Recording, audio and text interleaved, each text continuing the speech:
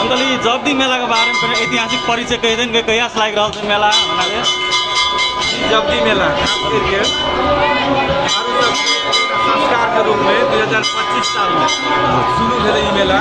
जब्दी पहला जब्दी के रूप में संचालन भेले। उ मेला में पहले से माने से गांव घर के पाहुना सब मेला के लागी अपन दुख जाके मंदिर में आवे छले जे जब्दी मंदिर में ओकरो के जे भाखल है छले अपना अपन स्वास्थ्य के लिए जे भाखल चढ़ाई के लागी बहुत बहुत दूर से आदमी सब आवे छले। ओकर लागी मेला अपने तले व्यापक रूप में लागी रहल बड़का मेला के जे हमरो गांव वासी बार बजे माने खास करी ई मेला संचालन के लागी हमरो के एक समिति अध्यक्ष थी वो हमारा समिति 11 जना के समिति 17 जना के समिति ओकर बाद वोरा कार्यालय से सपोर्ट से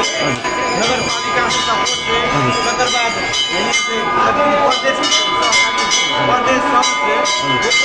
सपोर्ट लगी अपने जे निर्माण के कार्यक्रम भौतिक संरचना निर्माण करते ओकर लगी सब दिशा से सपोर्ट है। और हमरो के हर समुदाय मात्र नहीं जैसे प्रत्येक आदमी से जब्दी मेला में विश्वास करने से अपने तरीक भव्य र शब्द रूप में संचालन भेल से कहीं के जानकारी कराले चाहे छे। लास्ट में सुनसरी बासी के कथी कह लागे छै कि बनाले सुनसरी बासी सबके यहाँ कहले चाहे छी ये मेला जे एकटा संस्कृति के रूप में थारू सबके संस्कृति के रूप में संचालन भए रहल वही से सब कोई मिलके ई मेला के केनन के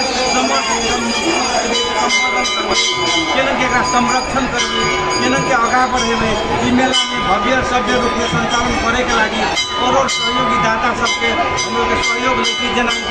जिला प्रशासन कार्यालय से सुरक्षा कर्मी सब सहयोग करे इलाका प्रहरी कार्यालय से सुरक्षा कर्मी सब सहयोग